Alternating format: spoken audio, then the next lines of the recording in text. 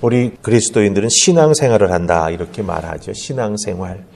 이 신앙이라고 하는 말, 성경에 나오는 신앙에 대한 표현을 살펴보면 크게 두 가지 의미를 가지고 있습니다. 믿는다, 신앙생활한다 혹은 신앙한다라고 하는 표현들이 크게 두 가지 의미가 있습니다. 첫째는 뭐냐? 신뢰한다, 믿는다라고 하는 거예요. 그러니까 예수님을 우리가 믿는다, 신뢰한다라고 말할 수 있는 것은 예수님께서 나를 위해서 무엇을 해주셨는지 알고 그 예수님께서 나에게 해주신 것이 정말 나에게 복된 소식, 복음이 됨을 깨달아 알고 그 복음 속에 담겨져 있는 말씀이 진리가 되는 것을 받아들이고 그 진리대로 살아간다라고 하는 것이 바로 믿음이라고 하는 단어가 가지고 있는, 신앙이라고 가지고 있는 단어가 가지고 있는 첫 번째 의미가 된다라고 하는 거예요. 믿는다, 신뢰한다. 그러기에 그대로 내가 받아들이고 살아간다라고 하는 거죠. 또 하나는 충성한다, 엄수한다라고 하는 뜻을 가지고 있습니다.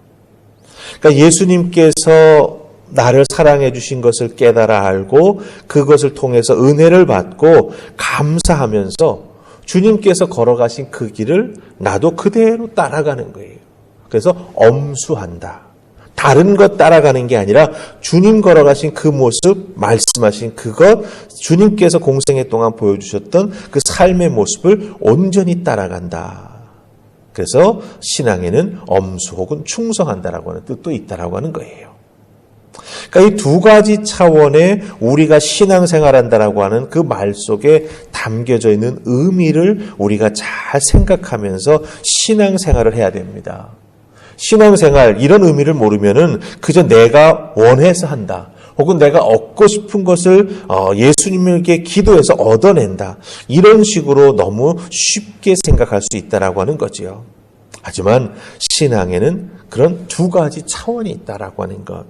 내가 믿고 온전히 엄수해서 따라 나아가는 그런 차원이 있다라고 하는 것입니다. 그렇기 때문에 신앙생활에 나아가면서 그저 자기 만족으로 끝나거나 잠깐 예수님께 왔다가 내가 얻고 싶은 것 얻었으니까 가버리는 그런 것이 진정한 신앙의 모습이 아니라고 하는 것이죠. 그건 나 좋은 대로 하는 거죠. 신앙은 나 좋은 대로 하는 게 아니다라고 하는 거예요. 오늘 말씀 보면은 예수님께서 3명의 제자들만 특별히 데리시고 높은 산으로 갔습니다. 그 제자가 베드로와 야고보와 요한이지요. 그 높은 산을 우리는 변화산이라고 합니다. 그 변화산에서 이 특별히 세 제자는 예수님이 얼굴이 변하는 모습을 보게 되죠. 형상이 변하고 해같이 빛나고 희어지는 정말 다른 데서는 보지 못했던 예수님의 특별한 모습을 봅니다. 그리고 그 변화된 모습으로 예수님께서 모세와 엘리야를 만나서 대화하시는 모습을 세 제자들이 보게 되었다라고 하는 거예요. 엄청난 은혜를 경험합니다. 엄청난 신비를 경험합니다. 그 예수님의 모습, 그 광경을 보고 4절에서 베드로가 예수님께 말을 합니다. 우리 한번 4절 찾아서 같이 보십시다. 찾으셨습니까? 4절 같이 읽습니다. 자, 시작.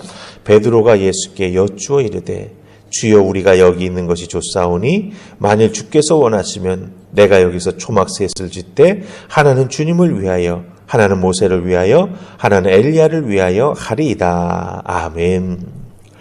4절에서 베드로가 말하는 요 모습만, 요 내용만 놓고 보면 정말 귀한 말을 합니다. 예수님의 얼굴이 온전히 새롭게 변화되고 또한 예수님께서 율법의 상징인 모세와 선지자의 상징인 엘리야를 만나서 서로 대화하는 모습을 보니까 엄청나게 놀랄 일이죠. 그런 놀란 은혜를 덧입고 신비를 체험한 그 자리에서 베드로가 여기가 좋사오니 내가 여기서 초막셋을 짓되 예수님을 위해서 모세를 위해서 엘리야를 위해서 이렇게 하겠습니다. 참으로 귀한 모습을 여기서 보게 되지요. 신앙의 엄청난 멋있어 보이는 모습을 여기서 나타내주고 있다라고 하는 겁니다. 하지만 여기서 우리가 살펴야 할 것이 있습니다. 내가 은혜 받고 내가 좋아서 하겠다라고 하는 마음이 이 4절 말씀 속에 그대로 담겨 있다라고 하는 거예요. 베드로가 너무 좋아서 내가 이것 하겠습니다 라고 말합니다. 그래서 처음에는 우리라고 시작했다가 그 다음에 내가 뭐뭐를 위해서 이렇게 표현되는 것을 우리가 보게 됩니다. 내가 좋아서 하는 것이지만 내가 좋아서 하는 것이 정말 주님을 위한 것인지 또한 주님이 이루셔야 할 구속 사업을 위한 것인지 그것을 돕는 것인지 그것에 쓰임을 받는 방편이 되는 것인지를 우리가 살피면서 이야기해야 된다고 하는 거예요. 예수님께서 곳곳을 다니시면서 복음 전하지 아니하시고 변화산에만 그냥 머물러 있다라고 한다면 베드로가 지어놓은 그 초막에 그냥 머물러 앉아 계시기만 한다면 예수님께서 이 땅에 오신 목적이 이루어질까요? 예수님의 세 가지 그 특별하신 사역, 말씀 가르치시고 복음 전파하시고 치유하시는 그 사역을 제대로 이루실 수 있을까요? 아니라고 하는 거죠. 그렇기 때문에 우리는 은혜 받고 내가 주님을 위해서 무언가를 해야겠다라고 생각한다면 한 가지 더 생각해야 한다라고 하는 거죠. 내가 은혜 받고 정말 주님을 위해서 이것 해야겠다라고 마음먹은 그것이 정말 주님의 구속 사업을 위한 것인지 주님의 몸된 교회를 위한 것인지 궁극적으로 하나님께 영광이 되는 것인지 잘 살피며 해나가는 우리가 되어야 한다라고 하는 것입니다. 베드로가 이렇게 주님을 위해서 앞장서는 모습이 있지만 그러나 그 앞장서는 모습 속에 베드로는 자꾸 정말 자기 스스로가 걸려 넘어지는 그래서 정말 주님께서 기뻐하시는 일을 행하지 못하고 때로는 주님의 걸어가셔야 될 그 십자가의 길을 막아서려고 하는 그런 베드로의 안타까운 모습을 우리가 발견합니다. 신앙에는 두 가지 의미가 있다 말씀드렸죠. 우리가 주님을 진정으로 믿는다면 또한 주님께서 진정으로 원하시는 또 주님께서 걸어가셔야 할 그 길을 우리도 따라가면서 주님께서 하셨던 것을 그대로 엄수해서 충성스럽게 헌신하는 하나님의 사람이 되어야 한다라고 하는 것 꼭 기억하시고 귀한 믿음의 모습 여러분들 꼭 만들어 나아가실 수 있기를 주님의 이름으로 축복합니다. 자, 그 다음에 두 번째는요. 우리 12절 말씀 가서 보십시다. 끝부분인데요. 12절 찾으셨습니까? 같이 읽습니다. 자, 시작. 내가 너희에게 말하노니 엘리야가 이미 왔으되 사람들이 알지 못하고 임의로 대우하였다. 또다 인자도 이와 같이 그들에게 고난을 받으리라 하시니니. 아멘. 예수님은 세례 요한처럼 자기 자신도 고난을 받고 죽으실 것을 말씀하시죠. 베드로가 제대로 알지 못하고 여기가 좋사오니 여기에다가 초막셋을 짓고 우리와 함께 사십시다. 이렇게 베드로가 이야기했을 때 예수님 우리가 어제 살펴본 것처럼 베드로를 막 책망하지 않으셨어요. 사탄이라고 말씀하시면서 내 뒤로 물러가라 이렇게 말씀하시지 않았습니다. 오히려 그들에게 손을 내밀어 주시면서 차근차근 설명해 주시면서 이끌어 주시는 모습을 발견합니다. 그러면서 특별히 12절에서 다시 한번 예수님의 고난에 대해서 예수님이 진정 이 땅에 오신 하나님의 뜻을 이루기 위해서는 어떤 길을 걸어가셔야 하는가라고 하는 것을 다시 한번 설명해 주고 계시다라고 하는 것이죠. 십자가의 길. 하나님의 뜻에 온전히 순종하는 예수님의 길에 대해서 말씀해 주신다라고 하는 겁니다. 예수님은 베드로가 비록 자기중심적으로 은혜 받고 좋다고 그래서 주님을 위해서 제가 이렇게 하겠습니다라고 말한 그 내용을 잘 들으시고 이제는 어떻게 하시는 거예요? 길을 바로잡아 주시는 거예요. 그래, 네 마음이 참 귀하고 좋다. 그 귀하고 좋은 마음 가지고 한 발자국 더 나아가라. 한 발자국 더 바른 길로 나아가라. 이렇게 말씀해 주시는 것이죠. 그래서 베드로를 코치해 주시는 거예요. 네가 생각했던 대로 네가 마음먹은 대로만 해서는 끝나는 게 아니야. 거기서 조금 더 한 가지를 더 생각해야 돼.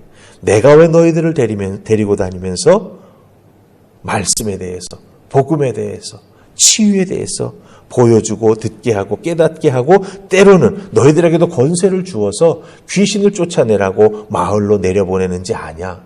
그 부분에 대해서 예수님 다시 한번 베드로에게 깨달음을 주시는 것이죠. 그래서 고난과 십자가의 죽음에 대해서 말씀해 주시면서 베드로를 바른 길로 가도록 이끌어주고 계시다라고 하는 것입니다.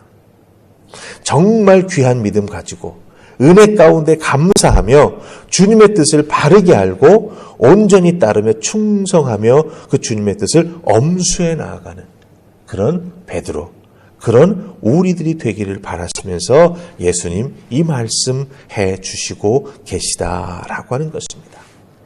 은혜 받으면 좋습니다. 은혜 받으면 참 감사한 마음이 막 우리 속에서부터 솟아오르죠. 그때 어떻게 해야 됩니까? 주님이 감사한 마음, 이 은혜 받은 마음 가지고 주님을 위해서 헌신하고 싶은데 제가 어떻게 해야 됩니까?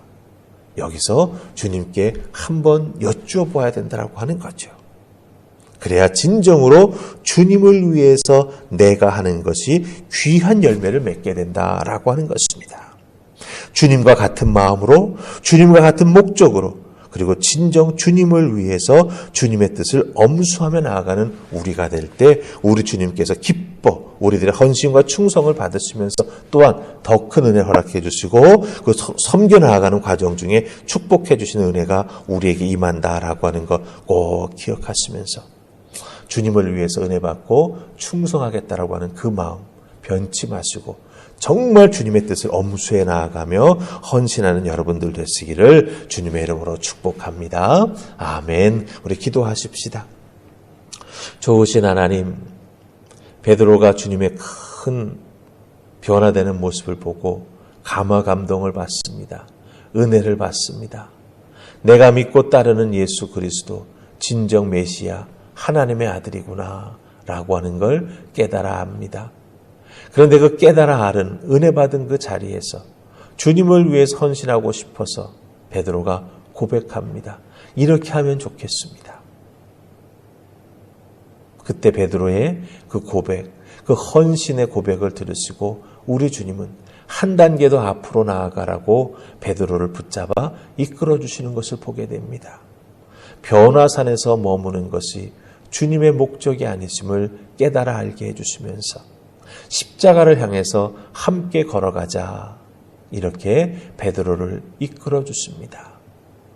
베드로를 이끌어 주셨던 주님의 그 은혜, 그 주님의 마음 우리들에게도 허락하여 주셔서 온전히 주님만 바르게 깨달아 알고 주님의 뜻을 이루어드리기 위하여 믿음 생활에 나아가며 주님의 뜻을 엄수하는 우리가 될 수 있도록 이끌어 주시옵소서.